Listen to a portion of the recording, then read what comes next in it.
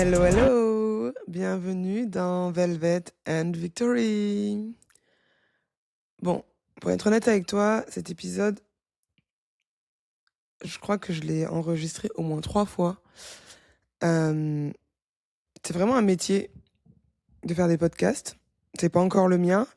Mais, en tout cas, sache que je prends énormément de plaisir à m'asseoir dans ce fauteuil et avoir la possibilité de discuter de sujets plus ou moins variés. Alors, on va commencer quand même en se souhaitant la bonne année 2026. Je sais que on est déjà mi-janvier, mais j'ai pas eu l'occasion de te la souhaiter avant.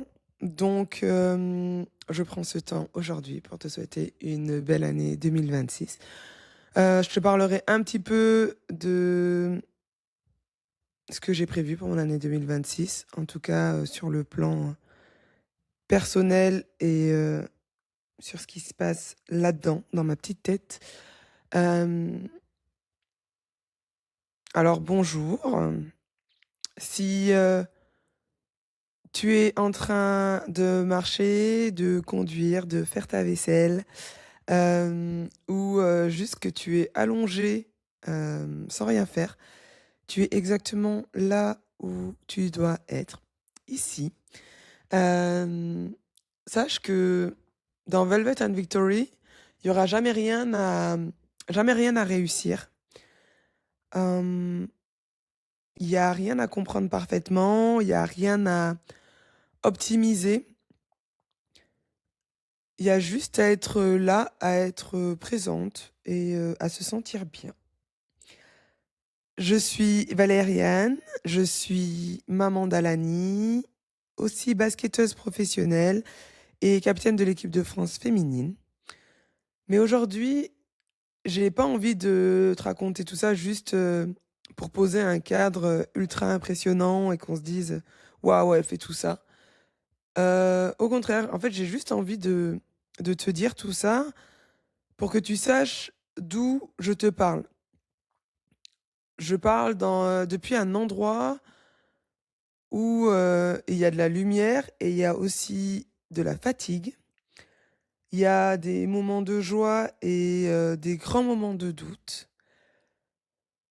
Il y a aussi de la discipline et mêlée à beaucoup, beaucoup d'émotions. Alors ici, je parle des saisons de la vie, des coulisses, des batailles qui nous transforment, mais aussi de celles qu'on gagne. Et puis surtout, j'aime me dire que la douceur et la vulnérabilité sont une réelle force. Alors aujourd'hui, j'ai pas envie de te motiver. J'ai pas envie de te dire que tout est possible, que ça va aller, ni que si tu veux, tu peux. Par contre, aujourd'hui, j'ai juste envie qu'on commence l'année doucement. 2026 a commencé dans un silence qui a été assez particulier pour moi. Ma fille, elle est partie chez son papa, elle est partie en Serbie. Et même si je sais que c'est normal, même si je sais que c'est planifié, je sais aussi que c'est sain pour elle, que c'est sain pour moi, euh, il y a toujours un petit ajustement intérieur que je dois faire. L'appartement, il change un peu de son, il change de rythme. Euh, il y a aussi un shift d'énergie. Euh, il y a moins de rire, il y a moins de rythme, il y a moins d'énergie, il y a moins de rire, il y a moins de jouets par terre. Et encore, j'ai pas encore tout nettoyé. Il y a moins de petites questions inattendues, il y a moins de négociations pour la tenue du jour. Et en même temps,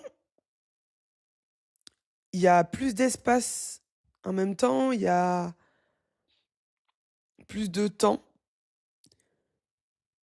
Et c'est un espace qui parfois me fait peur, mais il me fait du bien aussi. Parce que être maman solo, c'est vivre dans toutes ces contradictions, en fait. Être maman solo, c'est aimer plus fort que tout et parfois apprécier le calme. Et je crois que longtemps, j'ai culpabilisé pour ça. Et aujourd'hui, j'apprends à accepter que les 2 ils peuvent coexister. Je suis pas une mauvaise mère parce que je respire quand elle n'est pas là. Je suis juste, humaine. Côté basket, cette saison, elle est, particulière, je dirais.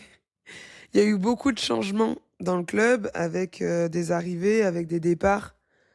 Hem, on est dans des ajustements qui sont constants et quand tu es athlète, ça te demande tellement d'énergie mentale parce que, tu dois à la fois, rester performante, tu dois t'adapter vite, tu dois créer de nouveaux repères, tu dois, faire confiance de nouveau, tu dois recommencer encore et encore et encore et parfois tu fais tout comme il faut et pourtant tu gagnes pas forcément plus de matchs et ça, c'est ultra frustrant pour la l'énorme compétitrice que je suis. C'est une saison qui est faite, de beaucoup de frustration et je pense qu'avant, j'aurais juste serré les dents, j'aurais avancé encore plus. Mais aujourd'hui, j'ai envie, d'essayer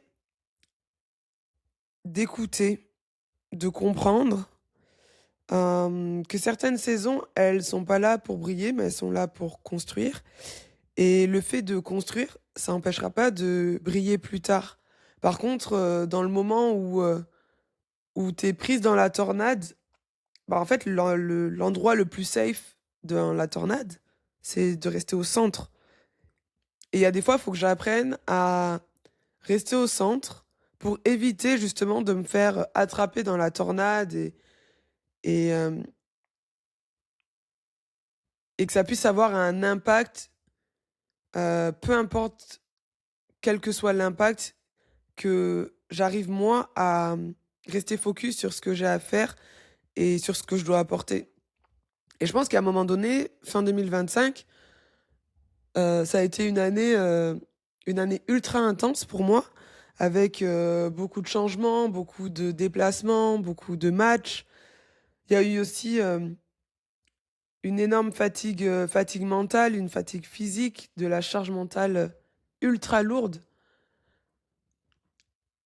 et mon corps, lui, il triche jamais et je pense qu'il m'a envoyé un message fort. Je suis tombée malade et je suis pas souvent malade, Dieu merci. Par contre, là, j'ai senti que c'était, un vrai message. Clairement, il m'a dit, «Bon là, il va falloir ralentir un peu parce que ça va pas suivre et tu pas envie de commencer l'année 2026 comme ça». Alors, ça m'a permis de comprendre quelque chose de super simple. Hem,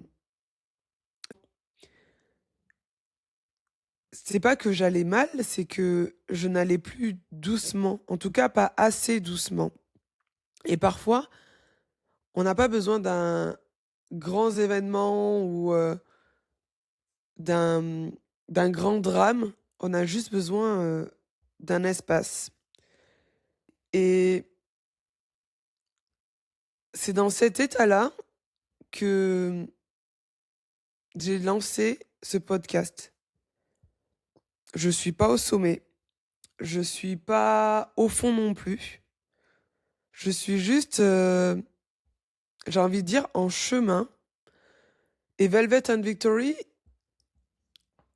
c'est pas né d'une stratégie brillante. Je me suis pas réveillée en me disant, un matin: «Ah ouais, ça y est là j'ai trouvé, la formule magique et j'ai trouvé la nouvelle méthode, j'ai trouvé» non en fait pas du tout.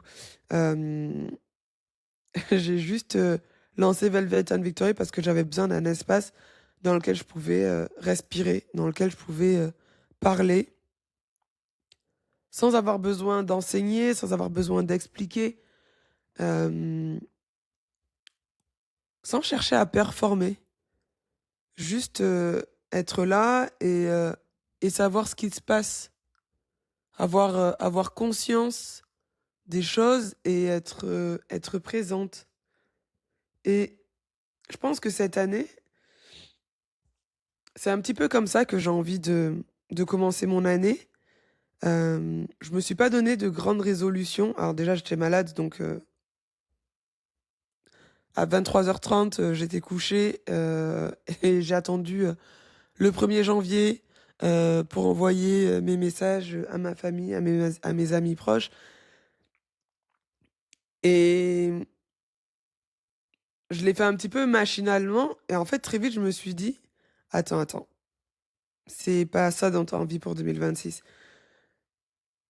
J'avais plutôt envie de quelque chose de plus doux. Alors je me suis posée et je me suis dit: «OK, c'est quoi les intentions que tu envie qui te guident tout au long de ton année?» Alors je me suis fait une top list. Ça m'a pris un peu de temps parce que c'est pas quelque chose, qui pop comme ça et sur quelque chose et sur lequel, on a des réponses tout de suite. Mais par contre, maintenant je suis plutôt fière de ma liste. Alors, je vais te la lire. Enfin, je vais te la lire. Il y a pas grand-chose, il y a 4 points, je crois. J'ai décidé de respecter plus mon énergie. J'ai pas envie de forcer les choses. En 2026, tout ce qui va me prendre de l'énergie, qui va me consumer, c'est dehors. J'ai pas envie de forcer les gens non plus. J'ai pas envie de forcer les opportunités. J'ai envie d'aller chercher les choses douces qui me nourrissent naturellement. J'ai envie que les choses, elles me guident de la façon dont la vie me prend au quotidien. Ensuite, j'ai envie de créer du calme dans ma tête. Ça, pour moi, créer une safe place, c'est ultra important pour 2026. Euh, la vie, elle est ultra bruyante, elle est ultra, j'ai presque envie de dire compétitive. C'est-à-dire que tout ce qu'on fait, c'est une recherche, on est dans la recherche de performance, dans la recherche de résultats. Aujourd'hui, on prend notre téléphone, en 10 secondes, on a un résultat sur ChatGPT, euh, sur les réseaux sociaux. Et je trouve que ça a un impact qui est pas ultra positif. On est beaucoup dans la comparaison, on est beaucoup dans le jugement. Et ça, j'ai envie de le modifier. J'ai envie d'être plus dans l'acceptance. J'ai envie d'être plus dans faire les choses pour moi et avec sérénité. Ensuite, j'ai envie de prendre soin de mon cocon. Alors, de ma maison, parce que je me suis rendu compte avec Alani que c'était clairement l'endroit dans lequel on se sentait le plus safe, le plus en accord avec nous-mêmes. On a vraiment essayé de construire cet appartement à notre image. Il n'est pas parfait, il y a du bazar. Par contre, il nous ressemble. Il est chaud, il est plein d'images qui nous font nous sentir bien. Et puis, il y a aussi mon corps. J'ai envie de prendre soin de mon corps. J'ai envie de prendre soin de ma paix intérieure, j'ai envie de prendre soin de ma sensualité, j'ai envie de prendre soin de ma confiance en moi. C'est vraiment des points qui sont importants pour moi cette année et sur lesquels je pense qu'en 2025, je me suis un petit peu oubliée et c'est aussi pour ça que mon corps me l'a rappelé avec une bonne claque dans ma tête. Et puis pour finir, j'ai envie d'accepter l'aide qu'on va me proposer.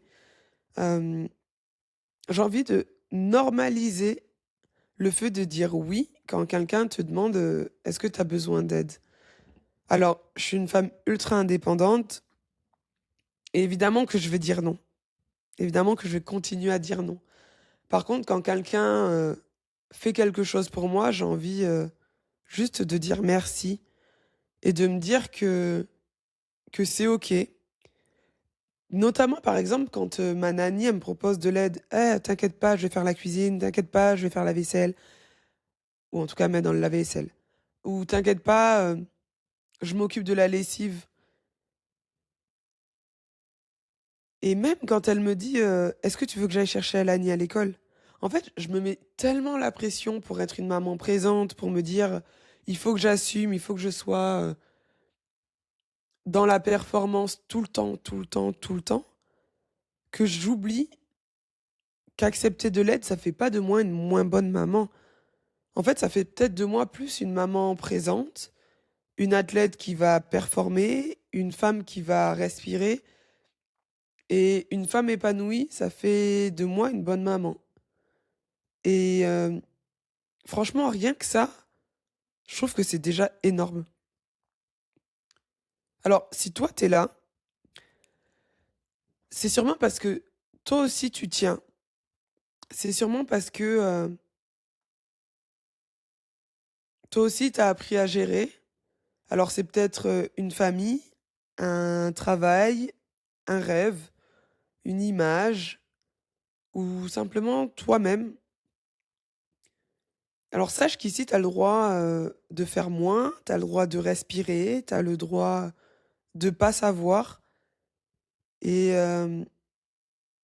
et tu pas en retard, on n'est pas en retard.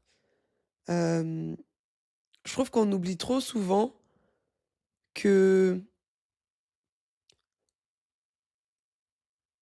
les attentes des autres, les attentes de la société, les attentes, des réseaux sociaux, c'est pas ça notre réalité. Notre réalité, c'est où on est aujourd'hui, c'est, prendre la décision de ralentir quand tout va trop vite.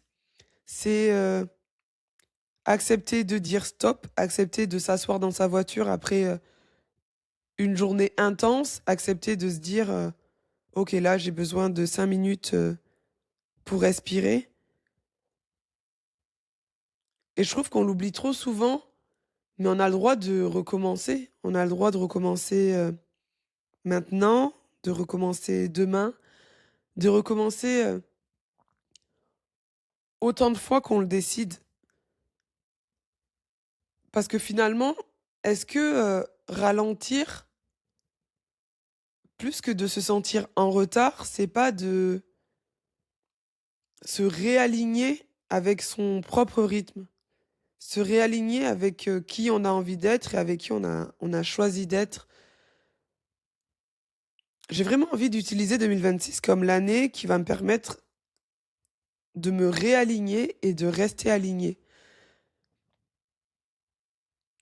J'ai un petit peu C'est un petit peu comme si je décidais d'être, capitaine de ma vie, de choisir d'avancer, de continuer à avancer, mais par contre de le faire, à ma manière et avec ce dont moi j'ai besoin. Ralentir, c'est pas abandonner. Ralentir, c'est pas échouer, c'est pas, être plus faible. Par contre, c'est écouter quand ton corps il dit stop, quand ton cœur il est saturé, quand ton esprit il est plein. Hem, en fait, on nous a appris ultra tôt dans notre vie que ralentir, c'était, prendre du retard sur quelque chose. Mais non, on a le droit d'aller chercher notre rythme, on a le droit de se remettre dans le bon rythme. On a le droit d'être fatigué, on a le droit de faire moins, on a le droit de respirer sans avoir à se justifier. Hem, en tout cas, moi, j'ai envie de le prendre ce droit. J'ai envie que cette année 2026, elle me guide doucement. Et je voulais aussi te dire que Velvet and Victory, hem, je sais qu'il y a des gens qui viendront, qui passeront, d'autres qui partiront, d'autres qui resteront. Hem Mais je veux que si toi tu restes, que ce soit parce que tu te sens bien ici Et surtout, tu as le droit d'écouter l'épisode en entier, évidemment. Tu as le droit d'écouter juste 10 minutes. Tu as aussi le droit de revenir plus tard. Tu as le droit de réécouter. Je veux vraiment que ce soit un endroit où tu peux te poser, où tu peux te reposer. En tout cas, moi, ça sera un endroit où je viendrai pour parler de ce que je traverse de manière authentique, avec forcément un soupçon de vulnérabilité. Ici, il y aura des rires, il y aura des larmes, il y aura des vérités, certaines qui vont piquer, d'autres qui vont un petit peu réveiller. Mais je suis pas ici pour forcer, je suis pas ici pour aller plus vite. J'ai juste envie d'être plus juste. C'est pas un endroit où tu dois ressortir transformé. Ici, je cherche pas la performance émotionnelle. Je cherche juste à me sentir bien. Alors, si tu écoutes cet épisode, si tu te reconnais, si tu es fatigué et que tu sais pas forcément comment l'expliquer, ou si simplement tu es dans une vibe incroyable et que tu as juste envie de chercher quelqu'un avec qui partager cette vibe incroyable, sache qu'on est ensemble et que tu es exactement là où tu dois être. Ce podcast, je l'ai lancé pour nous, pour les femmes qui tiennent, même quand c'est lourd, pour celles qui avancent, même quand c'est compliqué. Alors, avant de partir, je te propose quelque chose de simple. Prends une respiration lente, une expiration encore plus lente, et rappelle-toi que tu as le droit de te choisir, pas la version idéalisée. Prends soin de toi, vraiment. Merci d'avoir écouté ce temps. Merci d'avoir écouté jusqu'ici. Velvet and Victory, c'est un endroit où tu peux revenir quand tu veux. Alors merci d'être là. Et si tu veux m'aider à faire grandir ce podcast, n'hésite pas à noter ou à commenter sur la plateforme sur laquelle tu écoutes. Merci de faire partie de Velvet and Victory, vraiment. Et je te dis à très vite. Bye bye.